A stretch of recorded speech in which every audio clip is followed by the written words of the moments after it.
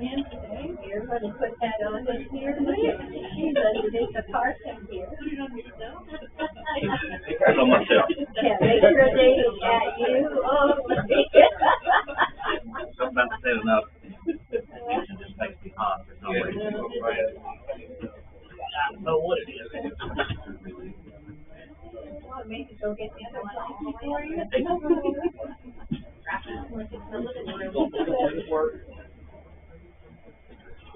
That's always the complaint about what's the temperature to keep the churches up, because all of us men got sweaters and coats and nooses around our necks. Y'all come here with sleeveless summer dresses and everything else. It is backwards. Do it. I'll do it. I'll just sleep right there. It's going to hit there and come right. All right. I'm ready. Are you just a complainer, or? Oh. Let's see. Confronting critics. Yeah. How appropriate. How appropriate.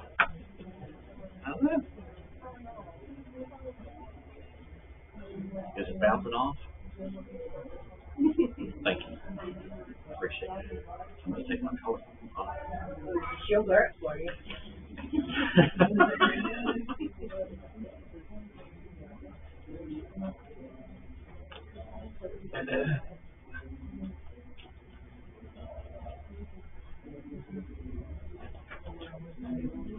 They'll teach you the silver front row next time when I'm teaching. You know what? I said I'm going to go back to the bachelor's place because I'm beginning to, practicing on the front row. He told me last time we talked that I was the teacher's cat. He was answering all my questions.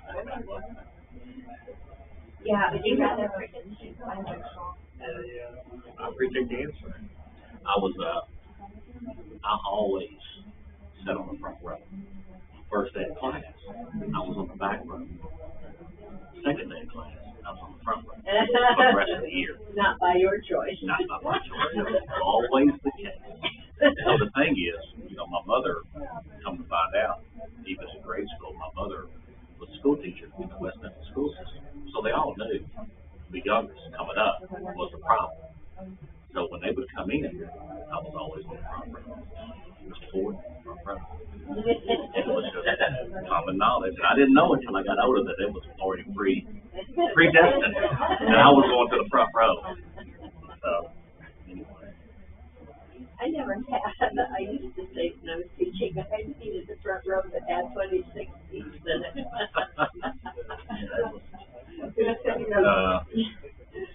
I have to admit, if there was any way to get out of doing something, I was trying to find a way to get out of it.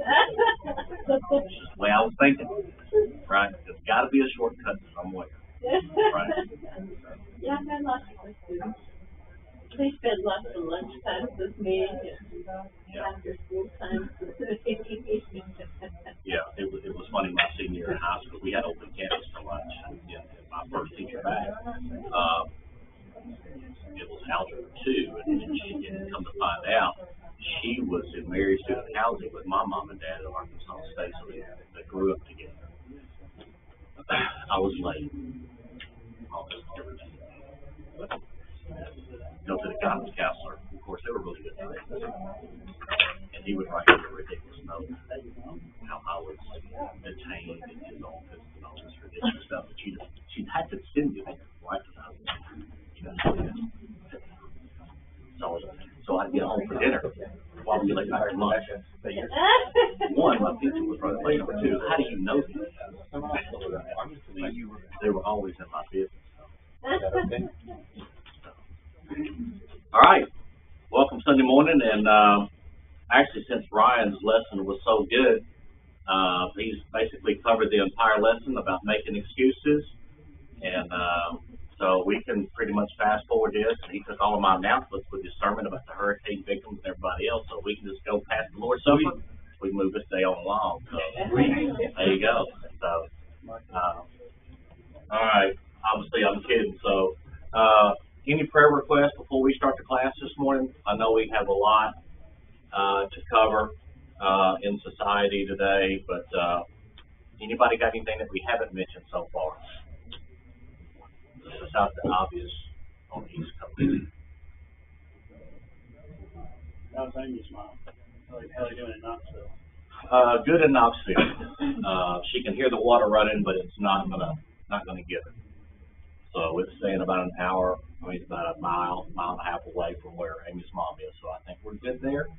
No trees have fallen yet. Very wet, so we're gonna go in a couple weeks just to make sure. We'll see. Anybody else? Thanks for asking.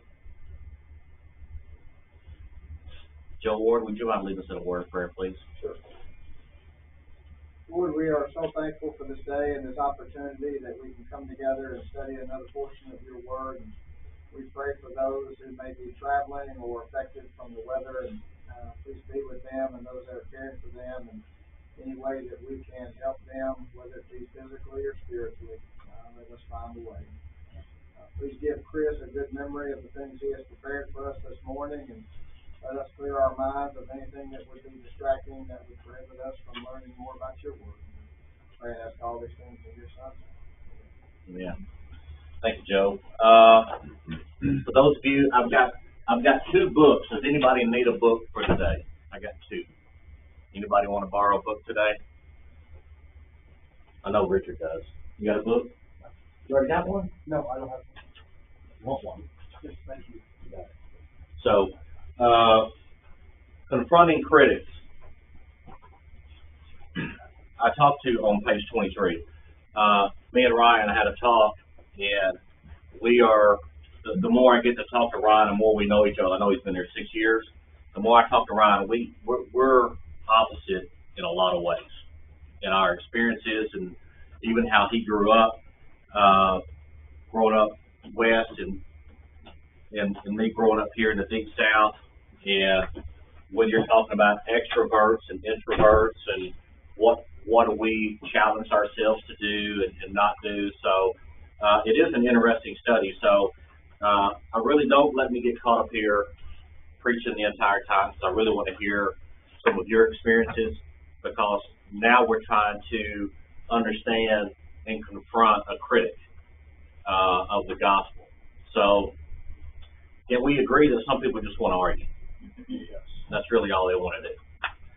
So, to me, we're all going to have our different styles and times and places of how we deal with such a critic. I deal with it in my business on a daily basis. Nobody likes their insurance rates. Nobody. Right? So, it's the thing of I try to figure out who I'm talking to and what can I do to listen better. And a lot of times it does come back to listen and listening, right? Does anybody know what reflective listening is? Anybody ever heard the term? Basically, you're repeating back to them what they just said to make sure you understand the question. Okay? So a lot of times when I'm in a situation where you say, well, you don't feel XXX, and say, well, Phil, let me make sure I understand you. You're asking me XXX to make sure we're on the same page. Because a lot of times when Christianity comes in, we may be trying to answer something that, so is anybody willing to share one? And what's been your past experience with it? Sometimes they don't want to go just straight to the Bible, even though they have a disagreement with what they think. The difference is, if you say, well, let's just read the Bible, let's just throw our thoughts out and just sit down and read, and they still don't want to take that opportunity or chance that they might learn something. Why do we think that is? That's the answer? I think a lot of it is we can't go straight to the Bible until whatever the obstacle is has been addressed. You know, somebody might have had, maybe the issue isn't necessarily the Bible, the issue is abuse or trauma in a religious environment at some point.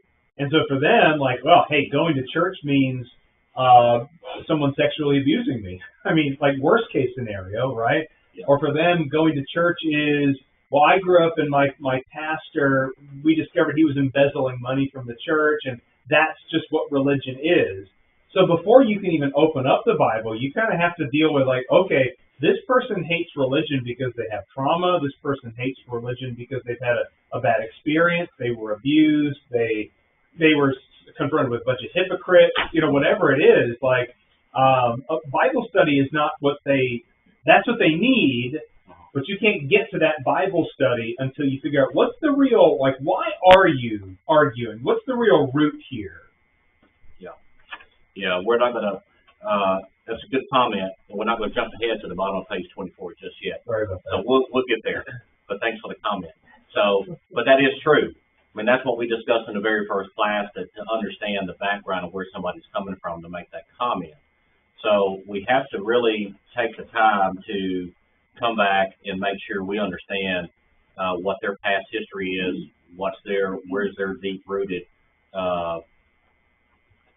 cynicism with the gospel. You know, maybe something's happened to them. Let's turn to 2 Timothy 2, 14 through 16. Let's set this up a little bit, and let's talk about how we deal with some of our critics.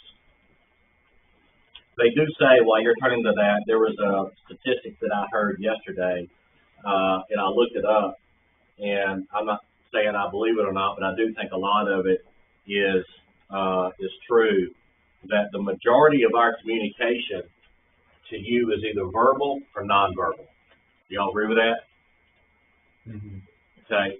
Now, would you agree with me that 70% or more of our communication is considered nonverbal? Do y'all agree with that? Well, the critics do. So it doesn't really matter whether I agree with it or not. But body language and tone is the two biggest things how we communicate. So a lot of us who are introverts, or I say a lot of you that are introverts, I don't think I'm an introvert per se, a lot of your communication skills are going to be how you present yourself, how you act, kind of how you do things behind the scenes. So I think that, and that can speak volumes also. Sometimes just your presence is speaking of your sincerity and your activity toward what you believe in. Okay? So, and that's something to me to try to recognize and not to be so critical of someone who's an introvert. Okay? Because you may not be comfortable getting up in front of a group of people. You may not be comfortable getting up in front and taking the lead on something. So it's difficult for an extrovert to understand, well, just do it. Do the Nike thing, just do it. Well, it's not that simple, right? So it's a different mentality, it's a different thing, and then we talked about the parts of the body, there's different skill sets.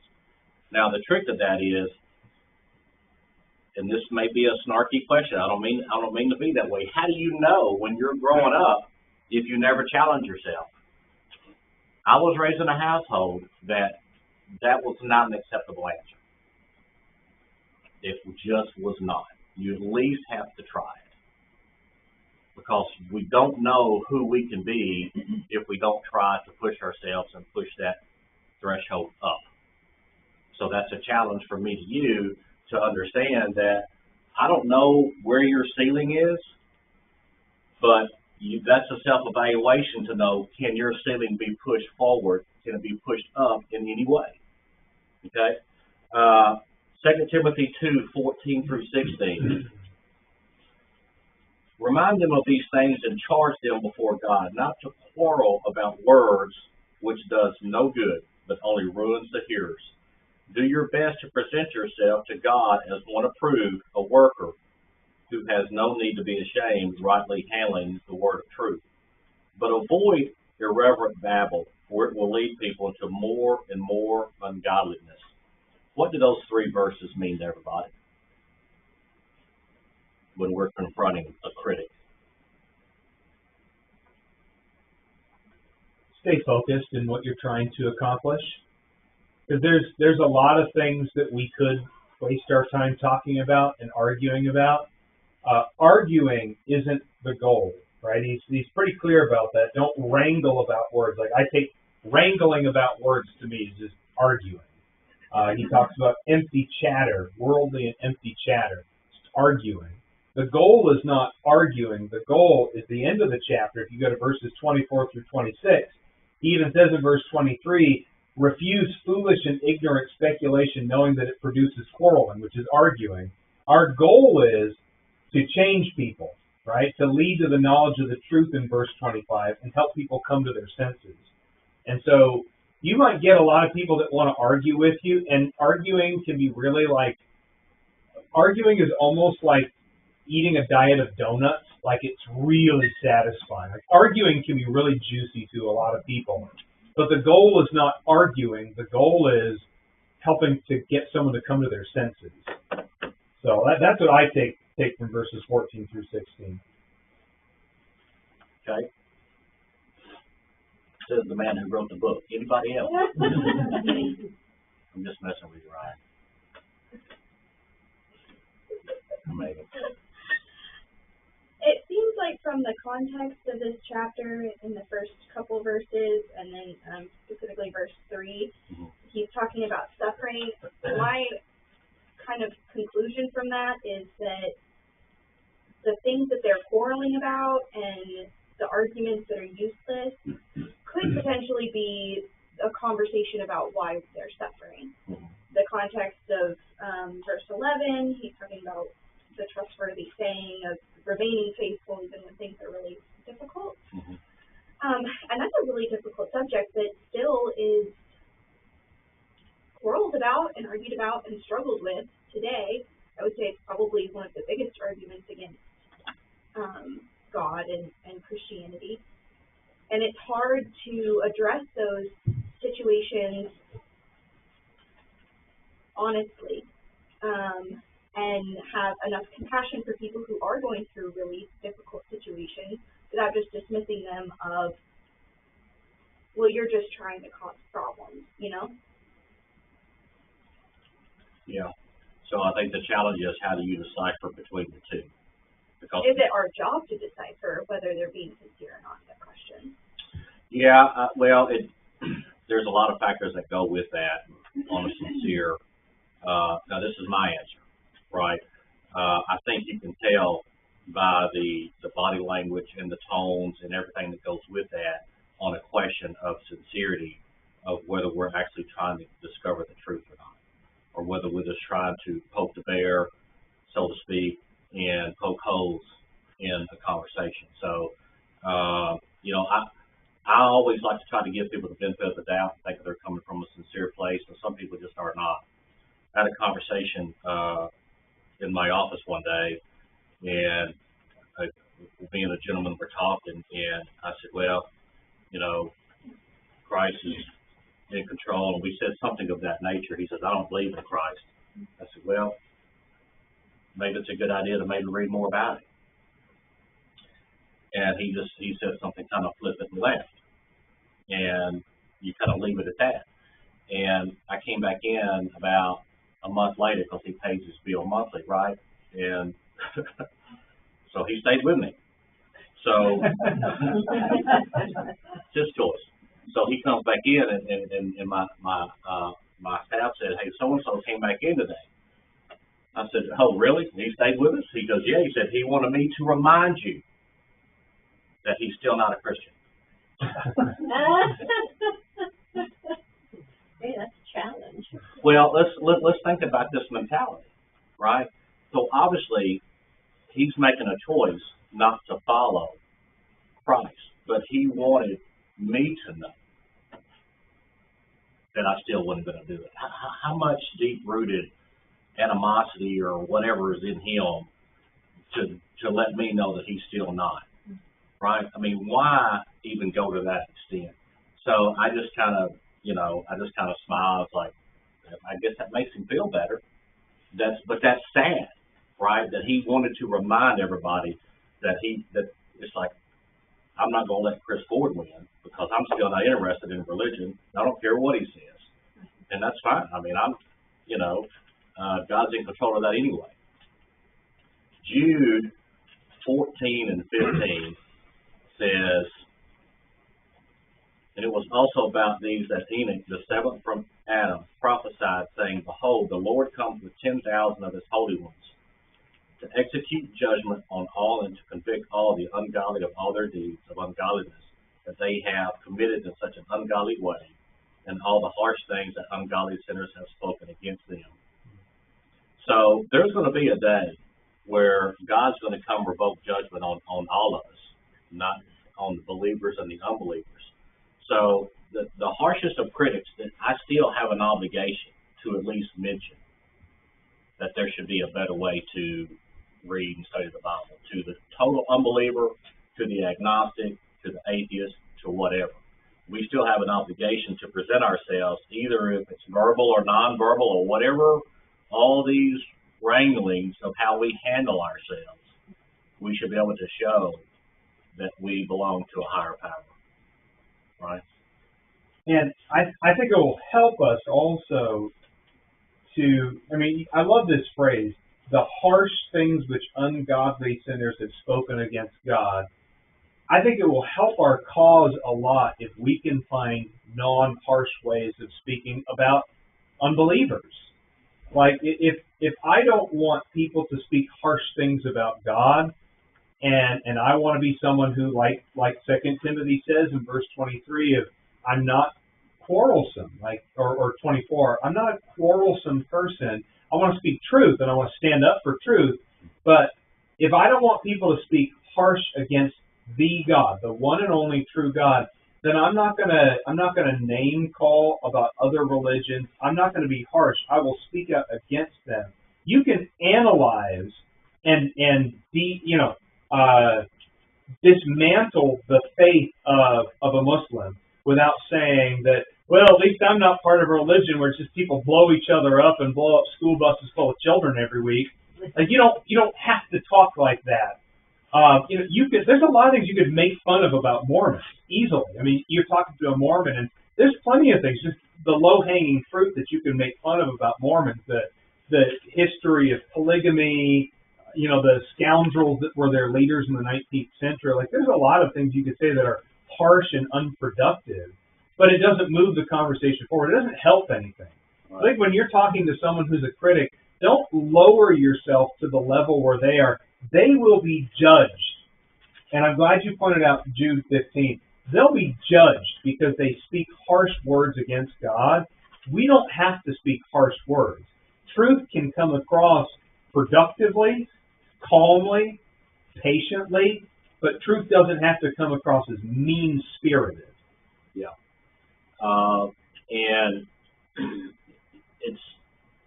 it hurts because it's so personal. Mm-hmm. When you talk to someone, because a lot of times it's a way of life to them, and you have to question everything that they've known that has been taught. And I don't mean that, and I wasn't even going to say this, and I hope she doesn't mind me doing it, but this is Amy. So if y'all want to run out, tell Amy what she's done teaching.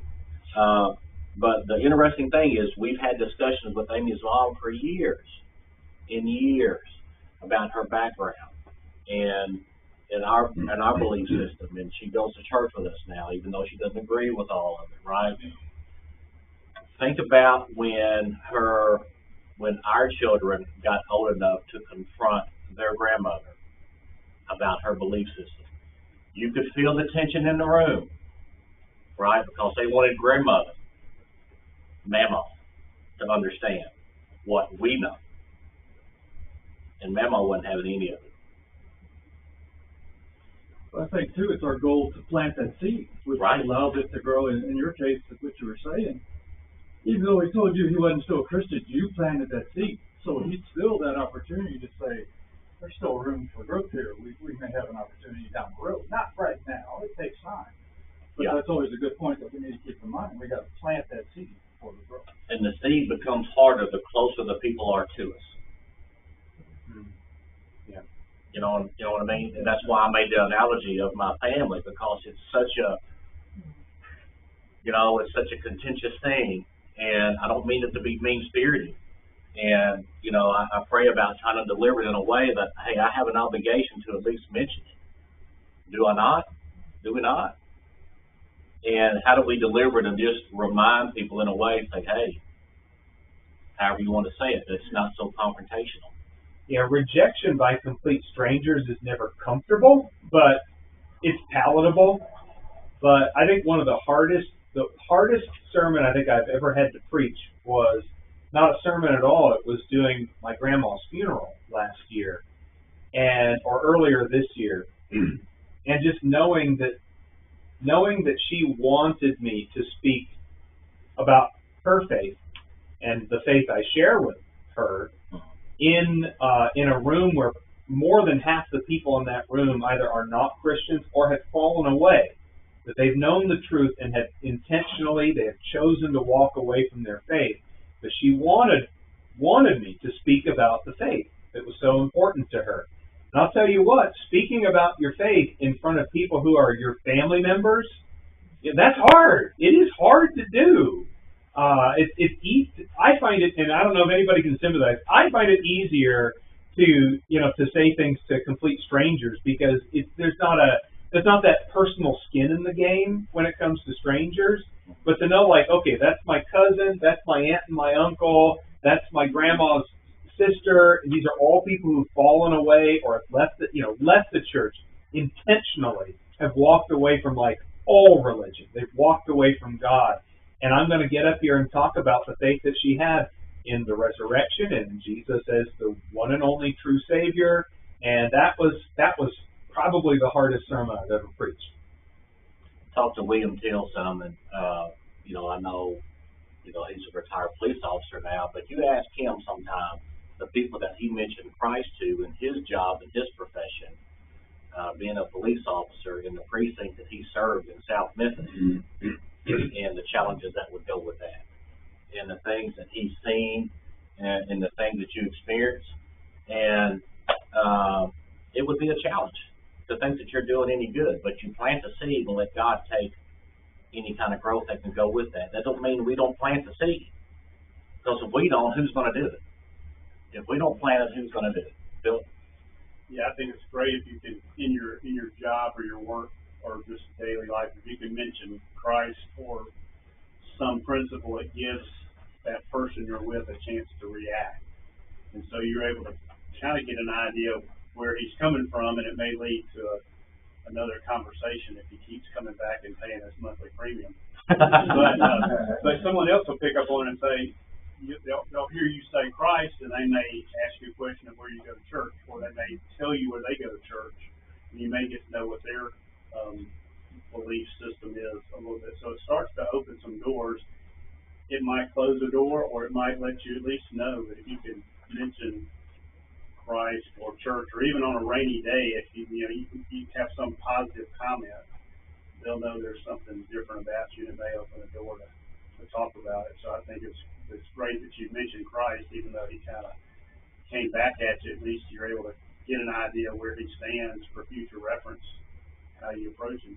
Yeah, and Will.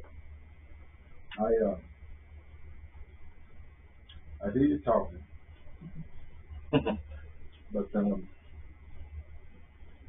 as a police officer, you work for the city of Memphis. They have policy, they have procedures, and so as a police officer, I would have to be careful. Mm-hmm. Very careful. Because I got called to a situation where a husband was trying to, who was divorced from his wife, he was trying to get custody of his kid, child. And so it was time for him to turn the child back over to his mother. So they have like you visit from this time to this time, from this day to this day. Anyway, so he violated that. But he didn't return the child back to the mother. So she called us.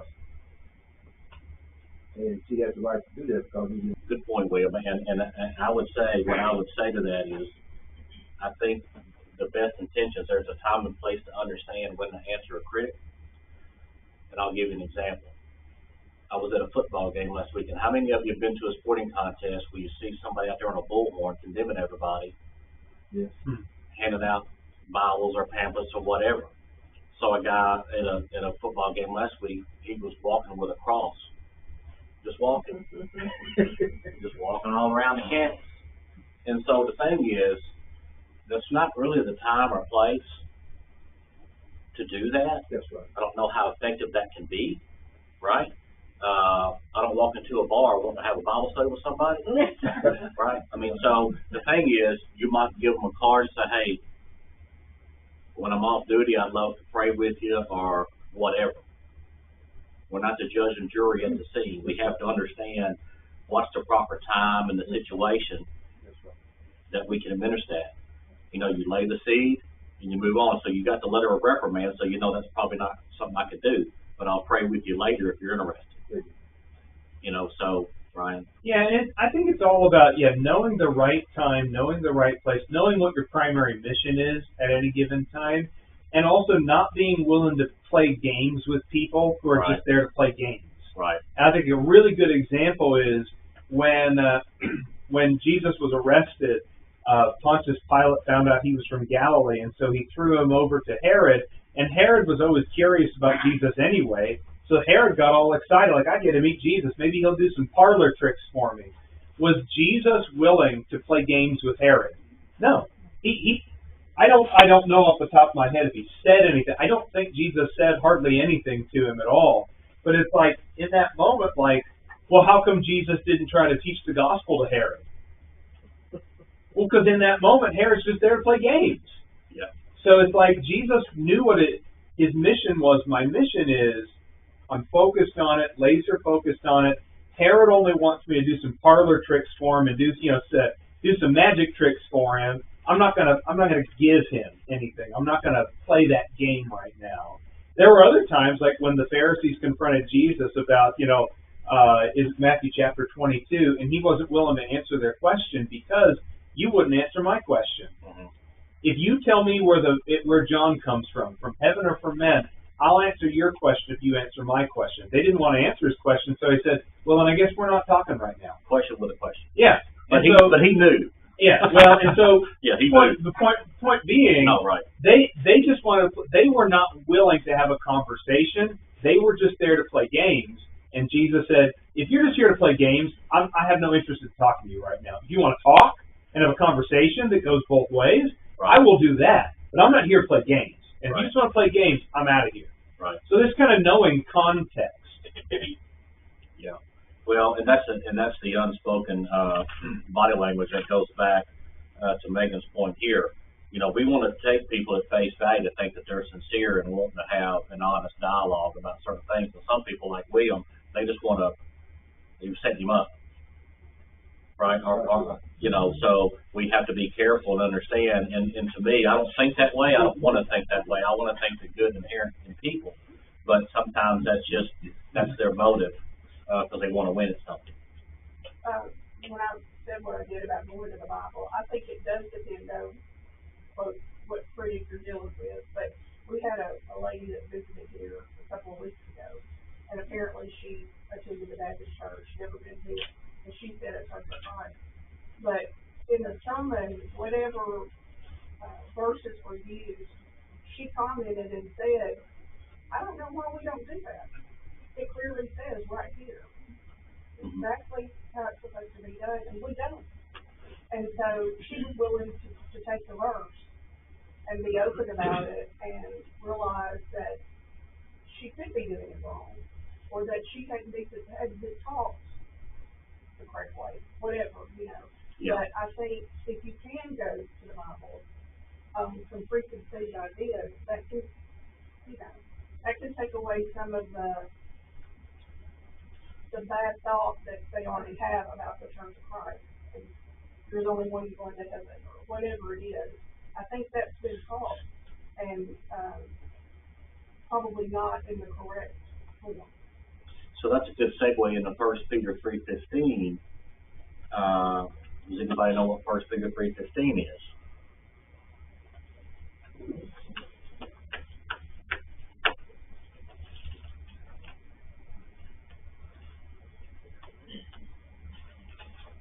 Always being ready to give an answer and make a defense.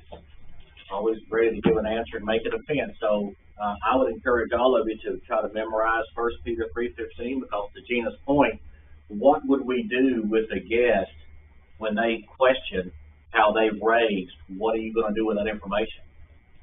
Are we prepared to deal with that information? What do we do with it? Are we preparing ourselves to always give an answer? And how would we help find an answer? So it reminds me of, and let me ask y'all a question, and I don't really want an answer, but I'm going to ask it. Hebrews 5:11 through 14. You can read it when you want to, but those of you who have been a Christian for a month or 50 years, makes no difference. Do you know more today than you did when you were first baptized?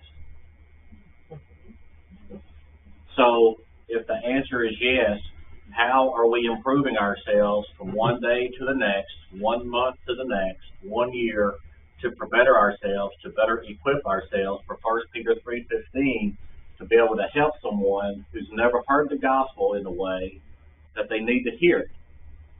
Are we able to do that? Are we progressing ourselves to be able to do that? And that's kind of who we are we not? Are we challenge ourselves to be better? So don't answer this question. How many of you read your lesson in its entirety before you showed up today? Don't have to answer the question. Because here's the thing. This isn't a pass-fail. You're not trying to please me. You're not trying to please the elders. I mean, this is your life. This is your journey. And are we going to be able to share it with somebody else? Are we progressing to that end? Will? So after that level of reprimand, I became a little bit more humble. I'm not trying to reprimand. So let me introduce this. So on the area of which I patrol, on this particular street intersection, this prostitute hangs out in that corner. And so it's my job, I have to, address that, because that's solicitation. It's illegal. So I was a little bit more humble in this situation, and I said, well, first she said, you can't judge me. Okay, how you deal with that? You can't judge me. Okay. I said, I said, young lady, God's no respecter of person. I'm not here to judge you. God's no respecter of person. In fact, He loves you. If you reach out to Him, is it okay for me to say that? And so it led us into a conversation. Mm-hmm. Okay. And she left the corner. 3 months after that, I saw her again in the 7-Eleven in the area which I patrolled. And she walked up to me and she said, you thought I wasn't listening. And she said, well, I don't hang out on the street no more. I'm pregnant now. I got to be responsible for my baby. I didn't know what to say. I didn't know how to respond. I just smiled. You see what I mean? God's always working. Yeah. The level of reprimand wasn't to stop me from opening my mouth. It was to control me and do it with sound judgment. You understand what I'm saying? Mm-hmm. So, depending on your situation, that's my situation. Your situation might be different with the people whom you come in contact with. But that's how I dealt with my situation. That's how God used me. Okay. I thought the love of reprimand was punishment. But no, the love of reprimand was to get me to learn how to approach people where they at. Mm-hmm. That's what I learned. Mm-hmm. Because everybody is in a different place, in a different setting. You just got to learn how to approach them where they at in your situation. Yeah. Yeah, you had to get a letter of reprimand to know how your employer felt. That's correct. Because I have no such, I am the employer. Mm-hmm. You know what I mean? So I have the liberty to do. So we come from a different place. But we go back to our time and place. But you did exactly what you should do. You planted a seed of thought in her, and it should be a baby step in her journey. Maybe it'll be a complete turnaround. You never know. True. Back to 1 Peter 3:15. Mm-hmm. I've always heard that for a long time. We usually end the quote before the end of the verse. But it says at the end, yet do it with gentleness and with reverence. A lot of times when we quote that and we leave that part off, we focus on we need to have the knowledge to answer whatever questions these critics might have or whoever we're discussing with, and to know the Bible or to know how to reference it enough to give the proper, logical, godly answer. And that is a very useful and important skill, but the skill and behavior to be able to do it with gentleness and with reverence is so incredibly important, especially when dealing with critics that just want to get you riled up, that just want to have the argument, that just want to poke at you, poke the bear, as Ryan kept referencing. If you can answer them with gentleness and with reverence, you're going to get a whole lot farther. And as we're going through this lesson, I feel like the real answer with confronting critics is to confront critics with compassion, to continue the alliteration. Y'all kind of already mentioned it, of giving them the benefit of the doubt. Well, going back to the guy that wanted to adamantly tell you he's not a Christian, well, likely my initial thought is he probably had some traumatic experience with some Christians, with some church. And so his defense mechanism is, I'm going to stay away from that so I don't get hurt again. Mm. And that's so often the issue is people are protecting themselves from injury or pain or something that's happened to them in the past. And if we can compassionately get to that root and we can show them, hey, that was a bad situation, that was a bad church, that was somebody who didn't properly represent God, but if I can properly represent him with what it says in the truth in the Bible and do it with gentleness and reverence, then I'll have a whole lot more effect on that person. Yeah, it's probably the gentleness and respect is the hardest things that we'll probably try to do, because and that's not, and I don't think it's what you're saying, 100% of the time it's not effective. 100% of the time, if anything, it's not effective. Okay, the gentleness and the respect is what the scripture says to try to do that. It's such a challenge when I'm not being disciplined or challenged with discipline or gentleness and respect. That's hard for me. And I think it'd be hard for every one of you. You know, I can't imagine how I'd feel if Philip Dees came to me, and we've been friends for a long time, says, Chris, why are you letting Preston do that? Are you crazy? Oklahoma City. Crazy. Amen, bro. We all know why. But I mean, yeah, so we're going to get it back to us. And how many of us have not received criticism in this way? And are we disciplined enough to rise above it? I watched, of course, yeah, this is no surprise to anybody in the room. I'm a big sports guy. Jackie Robinson movie came out, and famous baseball player, by the way, had the most racial, insulted, first black player to ever get to Major League Baseball. Okay? And he was hand chosen by the Dodgers because of his character. And there was a scene in the movie that it said, how do you expect me not to fight back? He said, I chose you because you have to be more mature not to fight back. Because he was showing more in his character by not reacting to the insults and the stupidity of society. So he could rise above it, and he gained the respect of his teammates and the league and changed the entire culture of an entire sport. So the thing is, sometimes a non-reaction is the best way to go with that. And then you'll find out the sincerity piece of who you're talking with to figure out exactly where they're coming from. Are they just an agitator who wants to write you up? Or are they really sincere about trying to find and dig to the truth? So there's a few layers to that. So, but it's so insulting when you're not treated the way you should be treated. But we have to be versed enough to understand and try to educate ourselves and try to rise above so we can handle it in a proper response. Because the Bible doesn't release us from our responsibilities when we're not being treated the same way.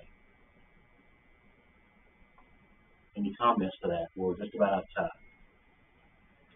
Going back to the gentleman, your customer that said, how you tell Chris that I'm still not there. Yeah. That could be how a callous person asks for more conversation.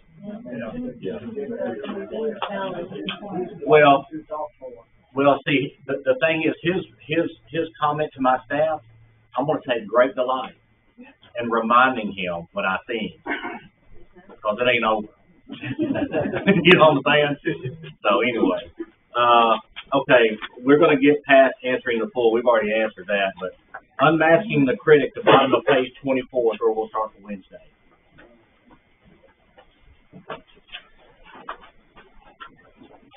You know I wouldn't disagree with you. No.